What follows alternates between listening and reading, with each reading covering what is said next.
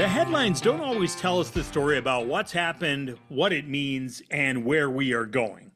And that might be the headline for our conversation this week with John Roach. Hi, I'm Dave Price, and this is the American Farmland Owner Podcast. John is the founder and CEO of Roach Ag, the company he started in Iowa about 4 decades ago, and then he moved to Florida about 2 decades ago. John grew up on what he describes as a hobby farm in rural central Iowa. His dad was actually a full-time diesel mechanic, and he farmed on the side. Of course, those skills probably came in pretty handy on the farm. We're going to start a conversation with how John went from there to here.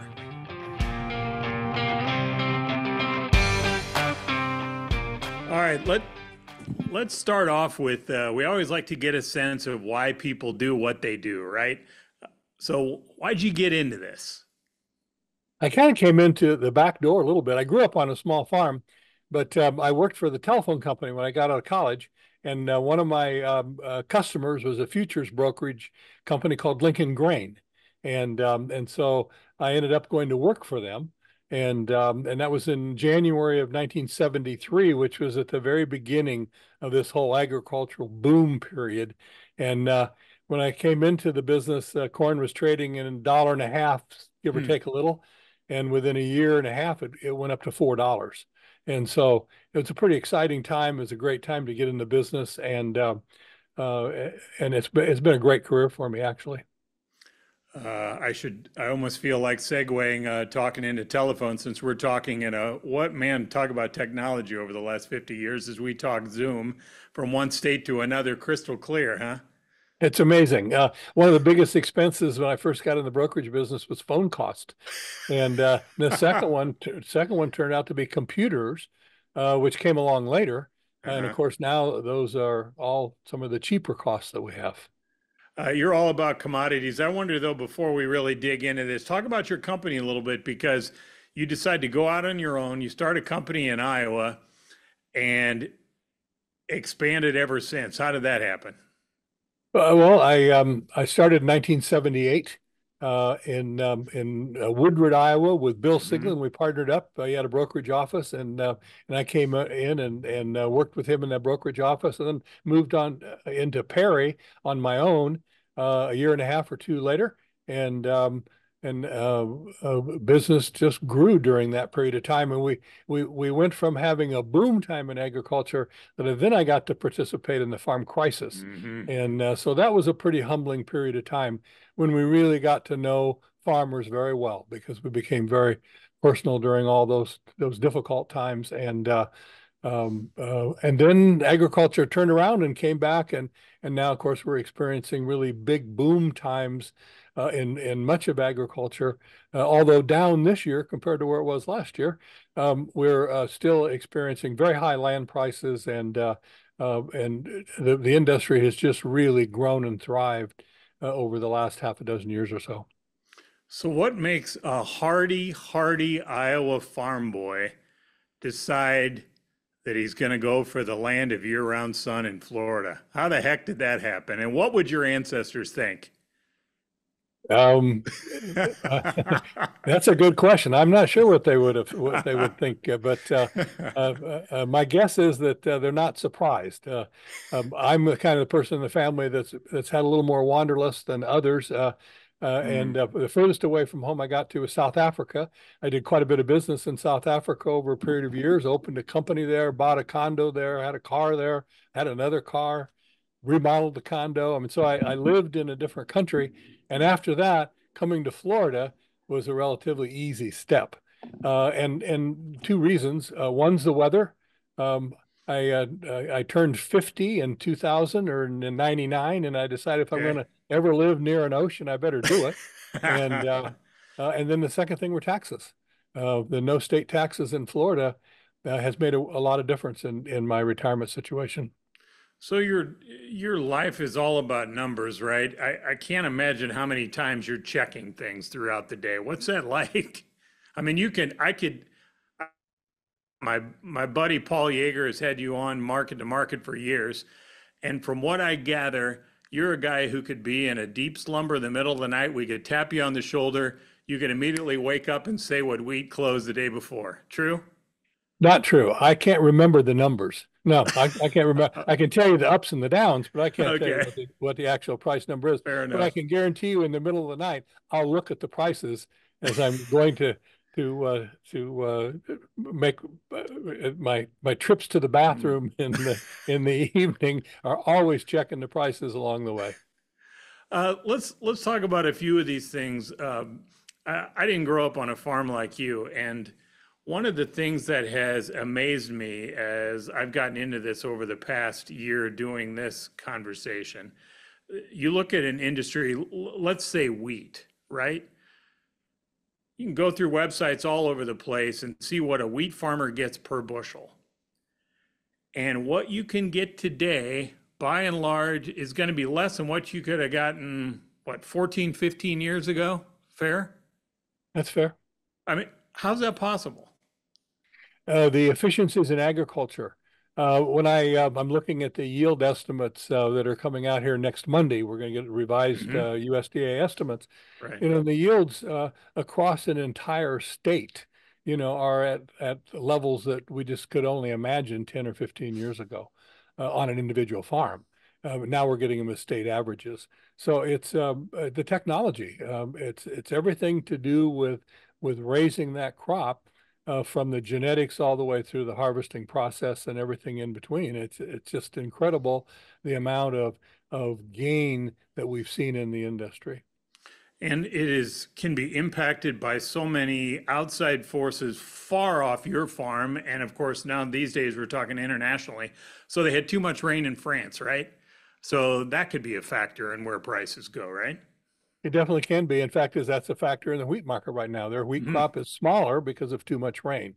And the Black Sea region, which is our number one competitor, is between Russia and Ukraine. They're both Yeah. suffering from reduced crops, primarily due to dry conditions. So it definitely makes a difference. You have to look at all the major crop areas in the world. And the good news is that communications and news is such that we keep up on that very, very quickly. We all know what the weather is in a lot of areas. In fact, as we send it out for free. We send out a world weather map that shows what the situation is in each one of the major growing areas of the world, and we've got to look at that continuously because that tells you what kind of crop situations you have coming. I don't want to get you off too off course as we go through some of these commodities, but looking through your website, I mean, this is a family affair too. That's got to be pretty cool, right? It's real cool. And what's real cool is on Friday, my oldest son will arrive here in Boca, moving here. Oh, My youngest grandson, his son, graduated from high school this spring and is going to FAU for his freshman starting the university. And Todd's moving down here, and so we'll get to work together. We've been working together for 5 years, but we've been yeah. doing it remote, and now we get to do it face to face. I'm really looking forward to that. That's something agriculture really has something there in the ability for fathers and sons to work together. Now, sometimes it doesn't work out so good, but the times when it does work out good, it's just wonderful. Indeed. All right, let's talk about the corn business. What are you seeing there? What's going on in corn? I've got a little different view on corn, maybe from some other people. And let me back up just a little bit. People always want to go back and look for another year. Well, show me another year similar and so forth. Hmm. I don't look at that so much as I look for, give me another time when we thought we had big production and poor consumption. And it's pretty easy to go back to 2020 and take a look at what are the inventories that we were dealing with at that time, because that was the last major low in the market. So the last major low, 2020, came at the same time with real emotional impact. We'd never had COVID before. We didn't know what that was going to do to Right. long-term demand. We had no idea. And what we were worried about is the short-term demand was getting killed. Hmm. Okay. And now we might forget that today, but I want you to go back and remember what you felt like in 2020 when we were isolated off out of urban areas and people weren't traveling. And if you might recall, the ethanol market fell apart No doubt. The demand for gasoline and demand for ethanol fell apart. And so the report that we're getting on Monday, what do you suppose those surpluses were expected to be? And I've got to get the numbers here in front of me so I get them out here, get them Of correctly. course. But right now, the expectation, the average estimate is for ending stocks of corn to be 2.119 1 year from today. Well, Okay. 1 year from August 31st, at the end Mm-hmm. of this year, after we harvest the crop in the field, consume it, what's left at the end? That's how you determine prices. Prices are determined by what's left over. If you don't have much, prices are high. If you got a lot, prices are cheap. Well, the current estimate is for corn stocks to be 2.119 billion bushels. In July of 2020, when we were scared to death for all the reasons we were, the ending stocks in July were estimated at 2.648. They were bigger, 500,000 Yep. bushels bigger. Mm-hmm. Okay. Do we deserve to go cheaper than we were in 20? No, Right. Right. no. We don't have that emotional situation. We don't have that big a surplus, and we still have to raise the crop. And Mm-hmm. we have a year's worth of demand that could turn out to be better than currently projected because prices are relatively cheap. Remember, prices were high earlier. So everybody used up a lot of their inventory. If you were a user, you used up that high priced inventory, and now you're replacing it with cheap Cheaper inventory, stuff. cheap cost, the cheapest price it's been now for since 2020. So you've got a So little more demand optimism than should some turn folks. out to Yeah. be better Mm-hmm. with the cheaper prices. So when I look at the market up here, then I say, okay, well, what else is affecting the corn market? And to me, the commitment of traders report is the second most important ingredient here. One is know the supplies. Two is know where the position is of the big spec. The big spec right now is net short the market. They were recently record net short. They've recently started to cover some of those shorts in corn, but they're still holding a very large position in corn, near record short position in beans and wheat. So you have the specs leaning on the market, having held it in a downtrend for really quite a period of time here. And now the market has quit going down. I mean, we've come down to a bottom. It feels terrible, but we've really been kind of at the same price on corn for several weeks, really, Yeah. within a dime or so of where we are. And so I think the market's showing us a possible low. This may not be it. We may find bigger surpluses when we go out there to harvest. Maybe there's a bigger crop than we think. Maybe there's maybe a lot of possibilities on the outside that could come at us.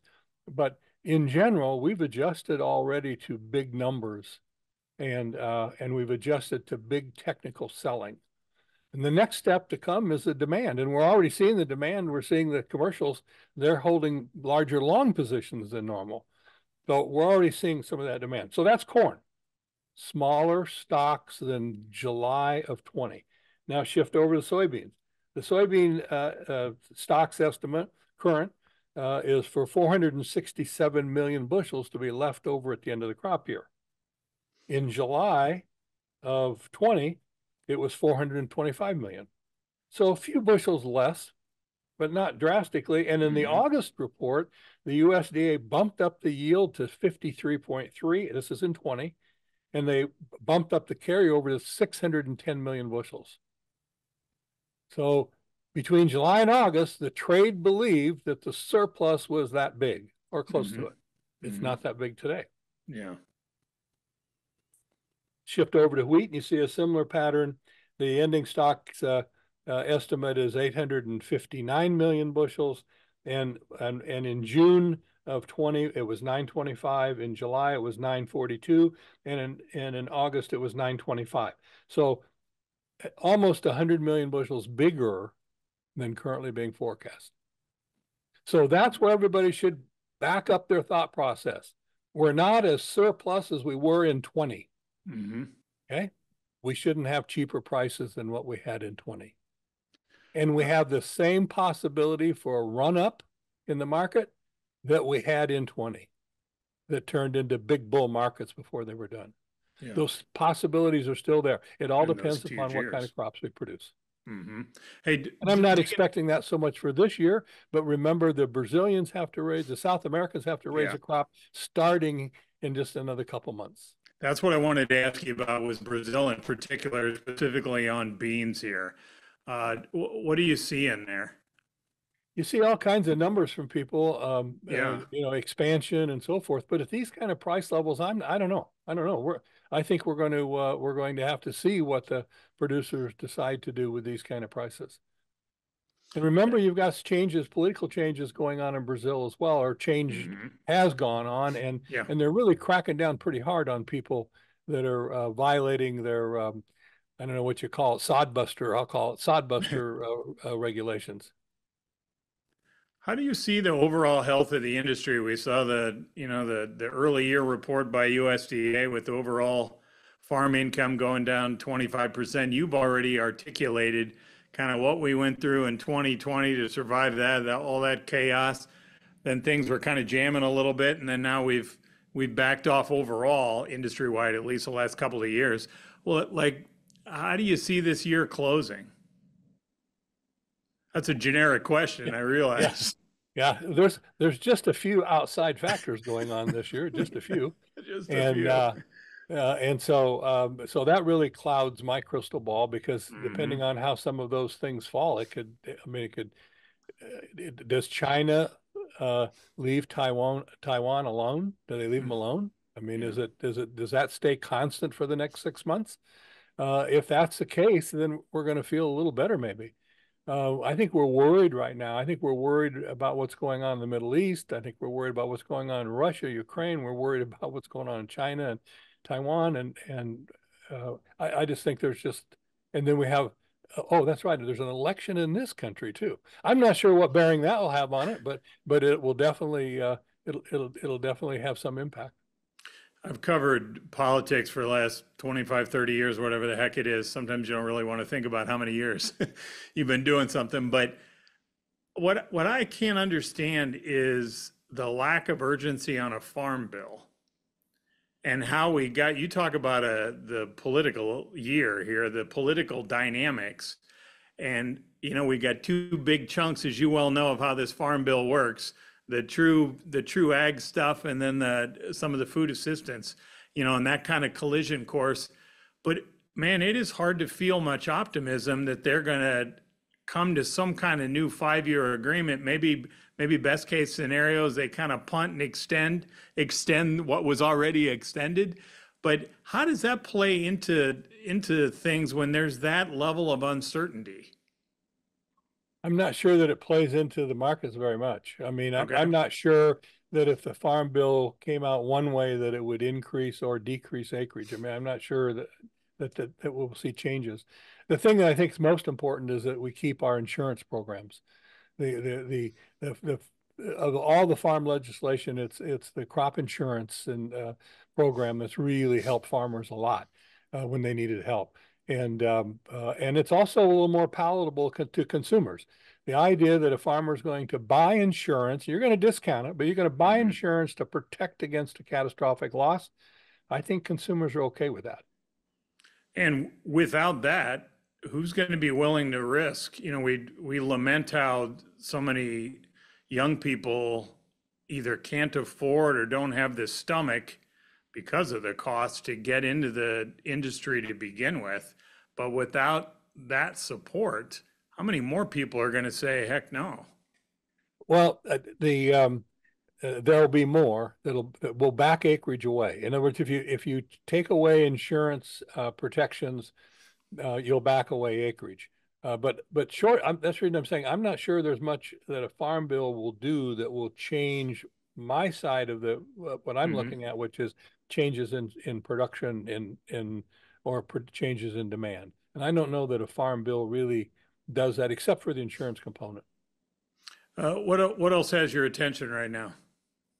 I'm concerned about what some of the world leaders want to do with agriculture and this decarbonization of the economy and the liquidation of cattle herds and I mean some of the different things. The bugs seem to have died. The idea that we're going to eat bugs that seems to have died down a little bit.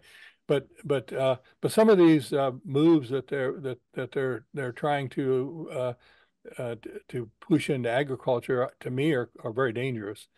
We saw an example of it in Sri Lanka where they came in and decided, well, we're going to do away with commercial fertilizer. We're just going to go to to more natural fertilizer, and they had a crop failure, and they lost, and the government got thrown out because of it. And we're seeing that same kind of thing happening in other areas where they're trying to push farmers to do things for climate reasons rather than for production and food and feeding people reasons. And are you seeing some kind of balance? You think everybody kind of comes together and they figure out a path forward or not? Or we go one way or the other? Well, I mean, the tractors were rolling through various European capitals. So no, I don't think that just recently, really, in the last Hmm. month, maybe six Yeah, weeks. So no, I don't think that they've resolved anything. Other than I think maybe politically it's less popular now than what it was maybe a couple of years ago, but but it's still a part of what it is that world leaders are trying to accomplish. you have. Some world leaders. Are you still involved in farming at all? No, no, Any no. relatives still in? I still have some relatives that are farming, but not much. We were more of the hobby farmers. I grew up on a small farm. My dad was a diesel mechanic, actually, so my first career is as a mechanic, and uh, and That's so helpful on a farm. we it helped. It's very helpful on a farm. Amen. All we had was broken equipment. That's a downside of that. Yeah. And but it was a great life for the family, and my parents did a really good job of raising five boys on a small farm. So the main thing was to keep us out of trouble, keep us busy and out of trouble. I read some of these headlines about Florida's shrinking agricultural footprint here with all the residential and commercial growth. There going to be room for farming? Oh yeah, there's lots of space in Florida. All you have to do is just drive from here up to Tampa and realize it's a full day's drive. You go a long Hmm. distance in a full day, and you go by lots and lots of pasture ground and crop ground, and so yeah, there's a lot of agriculture here. The place where all the building is taking place is in a really narrow area between the Everglades and the ocean, and so it's pretty well defined. And and there's some of those farms that are going out of business and building houses instead. For anybody who sat in traffic between Tampa and Orlando, they Yeah, wonder how much more growth that area can handle. yeah, yeah. That's another growth area. Yeah. For sure. John, we really appreciate it. Thanks for covering a lot and good to get to know you some and appreciate all the insight. Thanks, Dave. Appreciate the opportunity to visit with you and your folks. And don't be discouraged here in this market. Every year you have a high and you have a low, and we're right in the time of year when you make lows if you have good crops, and we have good crops this year. So count your blessings on the crop, and don't worry about the markets here right now. There's nothing you can do with them much, but there will be better times out ahead, I believe, as we saw coming out of the lows of 20 into better markets in 21. Yes, sir. Thank you much. Thank you, Dave. He is John Roach, founder and CEO of Roach Ag. You can learn more about John's background, along with what he noticed about the ethanol industry a few years ago. Just head to our website, AmericanFarmlandowner.com, the place where landowners get their news. You can sign up for our free weekly email newsletter. Soon as it's ready, it gets sent right to your inbox every week with the latest news for farmland owners, operators, investors,